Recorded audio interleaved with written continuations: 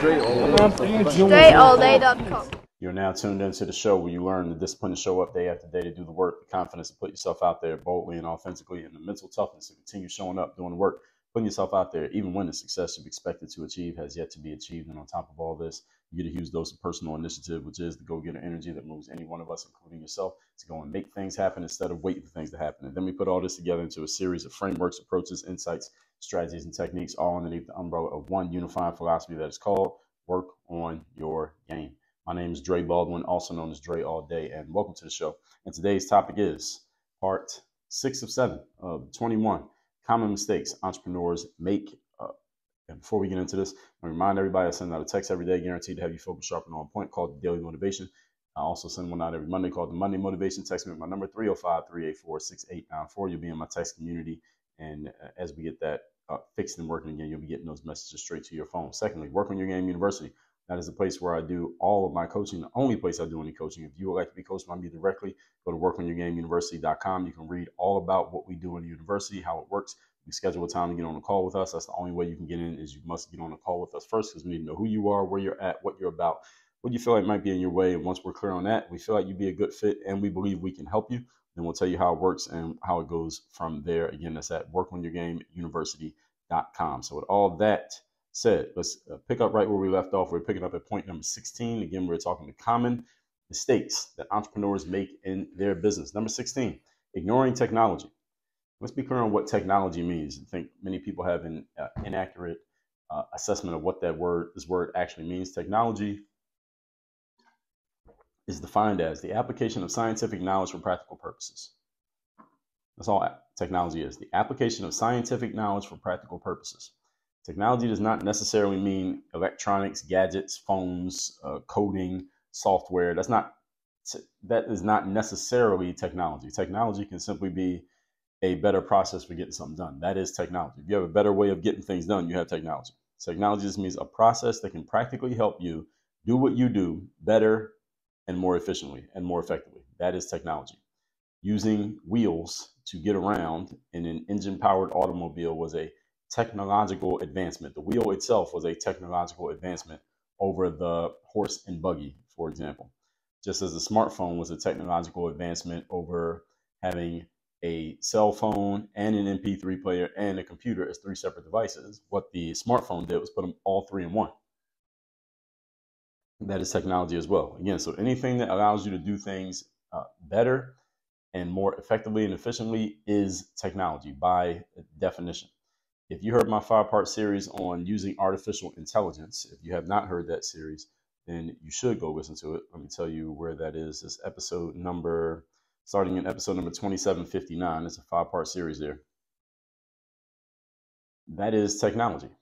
Artificial intelligence itself is technology. You don't need to code. You don't need to know any software or computer tricks to use this technology. So anytime you can find a way, again, to do things more effectively and efficiently, whether it uses the internet or electronics themselves or not, it is still technology. And you need to be applying technology to your business. What's a simple way to apply technology to your business would be something like, if you have a sales team and you were to get some type of sales training program, or you were to create your own sales training program to teach your staff how to better go find leads and contact them and start a conversation that leads them to setting an appointment. Or if you can train your sales team on how to better overcome objections when they're trying to close a sale and the prospect offers some objection. Well, I got to talk to my team. I got to talk to my spouse, or it's too much money, or I don't know if I can afford it, or the payments are too high. If you were to train them consistently on how to overcome those objections so that your team can close more sales, well, what did you just do? You just showed them how to do something that is practical, that allows them to be more efficient and more effective. That is technology. So technology, again, doesn't have to be on a computer or a phone, folks. Technology can be someone just giving you a process or a system that helps you do things better. So if you are running a business and you are ignoring technology, processes and systems and devices and codes and software that allow you to do your business better, then you are slowing your business down, because you're just not even aware of these things that can help you.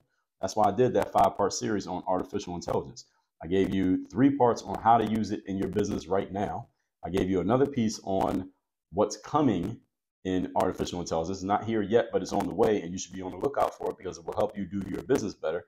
And what you should do if AI is threatening some of the things that you do in business right now. Let's say you're a graphic designer and now AI is doing graphic design. What should you do? How should you respond to that? Instead of just sitting by and watching AI take all your business away, what can you do to get proactive about it? All of that is technology, people. So I want you to reframe your idea of what technology means. A lot of people think technology means, again, some computer software geek sitting in a dark room, just coding away, doing some stuff that you don't even understand. That is part of technology, but that's not all of technology. Again, a processor system itself is technology. So I played college sports, for example. When we played, this is 20 or so years ago, we didn't have much technology when it came to what we ate, how we slept, rest days, when to train or not to train. We didn't really have any processes for any of that. It was just, this is the time that practice is. The coaches didn't tell us anything about sleep or ask us anything about our sleep. We didn't have scheduled rest days. At least they weren't called that if we had them. It was just a day we didn't have practice. We didn't talk strategically about when to train or not to train. The coaches didn't talk about either or any of that. It was just show up, do your work, whatever it happens to be. I remember we had a game once. It was what time was this game? I think we had an evening game once on a Saturday.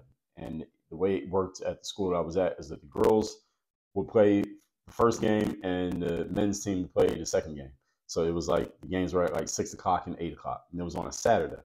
So we had practice on Friday. It's like Friday afternoon's practice. And the coach says, tomorrow morning, we're having a shoot around, which is kind of like a light walkthrough, a light practice that a sports team has. For basketball, they call it the shoot around. Football, maybe they call it the walkthrough. He said, we're going to have a shoot around at 8 o'clock tomorrow morning. And all the players were we didn't groan, but we were kind of looking like 8 o'clock in the morning. Why are we doing the 8 o'clock in the morning games, not till 8 o'clock at night? And nobody said that, but we're thinking it. And the coach followed up his statement, reading our minds. He said, y'all don't need to be sleeping that much on the day of a game. Y'all don't need to be sleeping in on the weekends. Y'all need to be waking up. Now, I would bet that most college coaches or sports coaches who are, let's just say college coaches, because this is where you have a little bit more say over what the players are doing. I'll bet most college coaches listening to this could probably chuckle at that idea now, because if you got an 8 o'clock game now with your team, you're probably not making them wake up at, 7 o'clock in the morning to be at a shoot around for what? What's the point of doing that? And you may be cutting into their sleep. And we know now technology has taught us that if players get more and better rest, they usually perform better on the court. So our coach making us wake up probably cut into our ability to perform, but we didn't have the technology back then that we have now. So nowadays, I would bet college coaches are looking at things like how much sleep are your players getting? Maybe you have them use an app or something so you can look at it. You're monitoring how much are you training the players, or is this helping their bodies or hurting their bodies? Is their performance better or worse? Do you have rest days worked into the schedule? All of these things they're probably doing now because we now have the technology. People now have this idea, and we have these processes to help us better understand how much sleep you get does actually matter. I use that technology. I use an app called Sleep Cycle every night that you turn on your phone, and your phone is next to your bed, on your nightstand next to the bed, and it measures your sleep quality, and it tells you the quality of your sleep from the previous night. And you can put in certain things like, did you eat sweets today, or did you work out hard today, or are you out of town? Are you not in your normal bed? Whatever the situation, are you going to bed later than usual? Whatever it is. And the app tracks over time what you're doing, and that technology can tell you, hey, when you're at home, you tend to sleep better when you don't eat candy, or if you didn't have alcohol, or if you had a long workout, you tend to get better and deeper sleep than if you didn't have a long workout. Whatever the situation happens to be, that's technology. It's giving us better information to help us perform better on a practical level. Now, these days, when I talk to trainers and coaches, again, who work in college sports, going back to my point, many of them have this technology, and they're thinking about this now, and they're intentional and conscious about how often players are training, what they're eating. I remember going to games when I was in college, and I played for a couple different coaches. So I played with 3 different coaches in college, and this happened with all 3 coaches. We'd be on our way to a game, and we would have a planned stop at some place to get food. And we would eat at the kind of places before games that these days, I don't know. I don't know this for sure. I got to ask a college coach who maybe listen to this, but we would stop at places like Ponderosa. I don't know if they even exist anymore. This place in Altoona, Pennsylvania, where I went to school, one of the places I went to school, called Eaton Park. And these places are they're like Applebee's level type of restaurants. And we would just eat, they would get the buffets. We go to a place that had a buffet. We always go to a place that had a buffet. Old Country Buffet. We go to places like that. And we would eat our food. Let's say we had a game at 8 o'clock. We might leave campus at 2 or 3 o'clock, maybe a 2-hour drive. We get up to the game around 6 o'clock, and then we go eat and then go play in the game. And the type of shit that we were eating, the garbage food we were eating, didn't maybe have a full amount of time to digest it. We probably have a whole different process these days. Again, any college coach listening to this can fill me in on this. But the stuff we were eating back then and the timing of it, none of that was even considered. It was just like stop so they can get something to eat and then let's go on to the game. All of this stuff we have the technology for now. So when I say technology, again, don't just think computers and electronics. Number 17, we're talking here today about the 21 common mistakes entrepreneurs make. Number 17, having incompetent staff. If your staff is incompetent, you have people working for you and they are not doing their jobs well, that is always the fault of the business owner. If you're listening to this, you have people working for you, 1 or 10 or 1,000, and somebody's not doing their job the right way, that's on the owner. It's on the people in charge. Even if you have managers who are supposed to be training them, the managers are dropping the ball, well, you're dropping the ball because you have managers who are dropping the ball. Everything comes back to the top. Everything comes back to the person on top. There are only 2 ways that your staff can be incompetent. Only 2. One way is that you hire people who simply have no competence, so they're always going to be incompetent because they just are who they are, and you were too blind to notice their incompetence, so you hired them anyway. All right, that was your mistake. The other way you can have incompetent staff is, actually the first way is that, again, these people are incompetent. You just hire some bums and again, you didn't realize.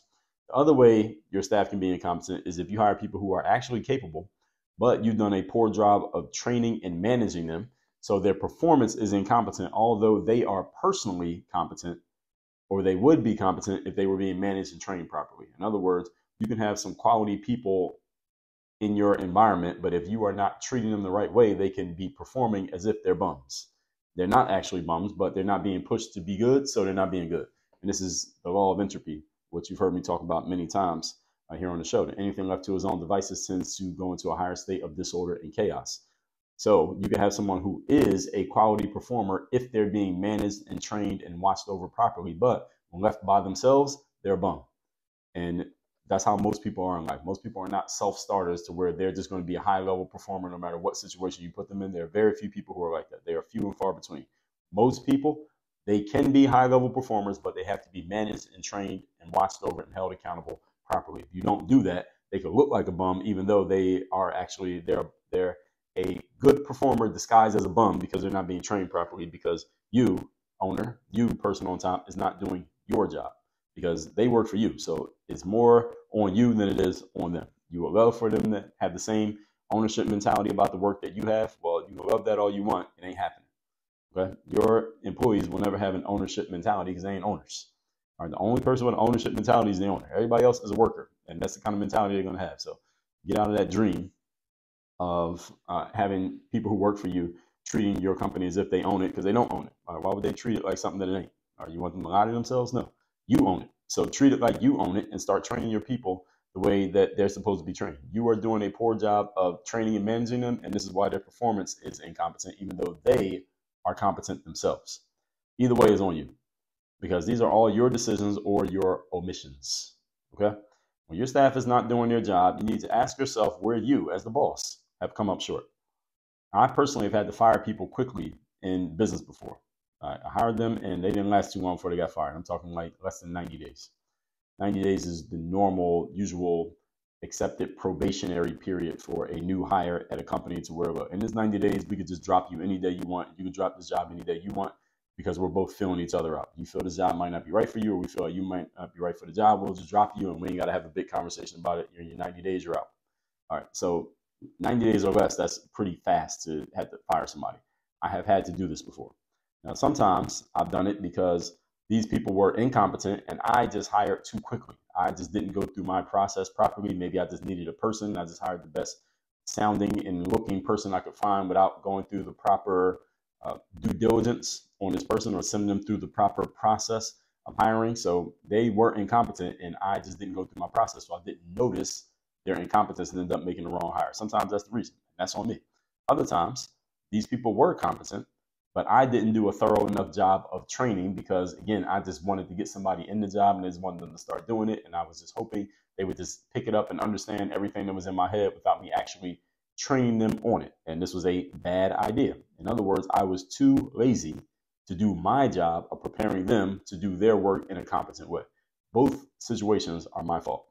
One, too quick and not going through due diligence. Another one, too quick to put them on the job without actually doing the work of training. You must train your staff. You have people work for you. You got to put time into actually training them. If you don't do that, they're not going to perform. And you shouldn't expect performance out of people who haven't been trained. Now, again, few and far between, you can run into a person who you don't have to really train them that much and they just step in, they do the job very well. Again, those people are rare. They are few and far between. Do not expect that as a norm. That is an exception. Point number 18. Today's topic, once again, is the 21 common mistakes entrepreneurs make. We're on part 6 of this series. Number 18 is you have no goals and no targets. You have nothing to aim for. Now, this one can apply in any aspect of life, not just entrepreneurship, as I've said with many points in this series. Do you have clear goals for your business? Do you know exactly what you're looking to achieve business-wise? Do you have your goals written down, i.e. they are committed to paper, meaning you could look at them and see them? If somebody asks to see your goals, could you pull them up and just list them off? Could you pull them up and list them off for yourself? Do you even know you have your goals written down just for your own reference? You shouldn't depend on your long-term memory of goals. A businessman told me a long time ago, he said, I trust a short pencil over a long memory every day of the week. Because the things that you write down, now your brain doesn't have to remember them because you wrote them down. But if you're trying to remember everything, eventually you're going to forget something. Right? The brain has to make space. It's called in computers, they call it the random access memory. That's how much stuff the computer can hold kind of in its mind, so to speak, all at one time. And the human brain has a limit on random access memory. So this is why you write things down, so you don't need to use up all your RAM, that's RAM, random access memory, trying to remember everything. And you're not going to remember everything. That's why you write things down. That's why we make lists. That's why we have checklists. That's why we have processes. That's why we document things so that we don't have to depend on our brains to remember everything. The brain is very powerful, but it also has limits. So clear goals. Can you look at your goals? Can you see them? When you have clear goals and targets, it is much easier to make decisions because you know where you're going, or at least where you're trying to go. So you can make decisions based on the goal. All right, my goal is to make more money in my business. This decision in front of me is probably going to cost me time, but it's not going to make me any money. Maybe I don't want to do this because the number one priority right now is making more money. So that's an easy way to make a decision. But you have to know what your goal is in order to make the decision in that way. So that framework's only available when your goals are clear. So your framework is useful when you have when you can kind of plug in some of the gaps in the framework. All right, I need you to give me this answer, and this answer. When you give me those answers, now we can use the framework. But if you don't give me those answers, then we can't use the framework because you got too many gaps. So it's much easier to make decisions when your goals are clear. When you have no goals, when you have no targets, how can you decide what to do? How can you decide what not to do? Well, you can eventually decide, but it becomes much more difficult. It's a much more cumbersome task simply because it takes way more resources to figure things out because you got to go through a whole process every time. But if you have clear goals, all you got to do is measure the opportunity in front of you against your goal, and you can make an easy decision. How do you know when to stop and start? Because you know what your goals are. How do you know whether something is working or not working? Because you know what your goals are. You know what you're measuring it by. If you have no baseline against what to measure the phrase, let's say working or not working or good or not good, you have to have a measure. You have to have something to measure against. When you're running advertisements, for example, I got some ad campaigns running right now, and I have some, this is what I told you all. One of the things I told you a couple months ago that I was going to be doing moving forward was getting the right people in place to do certain things for me that I don't want to be doing. I don't like setting up or running or even looking at ad campaign platforms. I just need to see the receipts of how much we're spending. That's all I need to know. And then we can measure that against how much is coming in. That's all I want to know. I'll let somebody else actually run the ads. So I have someone else running my ads. And when we run these ads, how do we know whether an ad is doing well or not doing well? Well, first, what you do is you get a baseline. Baseline is just the first run of the ads. And now you just try to beat that. And you try to beat that. And you're just always just trying to beat the control. So this goes to the scientific method. You have the control and the variable. The control is the thing that we already know about. The variable is let's change something and let's see if we can beat what the control did. Okay, let's see if we can beat whatever the winner is. Okay, that becomes a new control. Let's see if we can beat that. All right, now we beat that. That's a new control. Let's see if we can beat that. All right, didn't win. Now let's try to beat the control again. You just keep doing that over and over again. Keep iterating and see if you can keep getting better. That's just an ongoing process. Again, that's a never-ending process. It's not something you do one time. That's it. Recapping these next 3 points of 21 common mistakes entrepreneurs make. Number 16, ignoring technology. Remember, technology is the application of scientific knowledge for practical purposes. It does not necessarily mean electronics, doesn't mean computers or phones. Technology can be learning more about nutrition or more about health or more about how you're using your body. All of those are part of technology. A simple process that you take your staff through or yourself through so you can be better at your job. That is all part of technology. So don't limit yourself to just coding and computers when you hear the word technology. Number 17, having incompetent staff. This is always the fault of the business owner. Your staff is incompetent for only one of two reasons. One, they were always incompetent and you just didn't catch their incompetence in the hiring process and hired them anyway. Your mistake. Or two, they are competent, but because they're not being properly trained, managed, and held accountable, they appear to be incompetent because nobody's making them be competent. Remember the law of entropy, that anything left to its own devices usually descends into higher levels of disorder or chaos. So if you have competent people, but you're not managing them right, they may look incompetent, but the actual incompetent person will be you because you're not doing your job. And that's why they're not doing theirs. Number 18, no goals or targets. This one can apply in any aspect of life, not just entrepreneurship. Do you have clear goals for your business? Are they written down? Can you see them? When you have clear goals, it's easier to make decisions. It's easier to decide yes or no. It's easier to say whether something's working or not. If you don't have them, it's very hard to make these choices. And this is how a lot of entrepreneurs end up confused. With that said, if you want to not be confused, you want to have clear parameters, clear goals, clear outcomes, and a clear process for getting to it, and the mindset to actually start doing the stuff rather than just thinking about it, go to workonyourgameuniversity.com. That is the only place that you can get coached directly by me. We have a 4-part framework of what we do. You also have an opportunity to have me as your direct personal coach only at workonyourgameuniversity.com. That's the only place that can happen. That link's down below in the description. And I'll see you tomorrow for the last part of the 7-part series, 21 Common Entrepreneurial Mistakes. Work on your game. Dre, all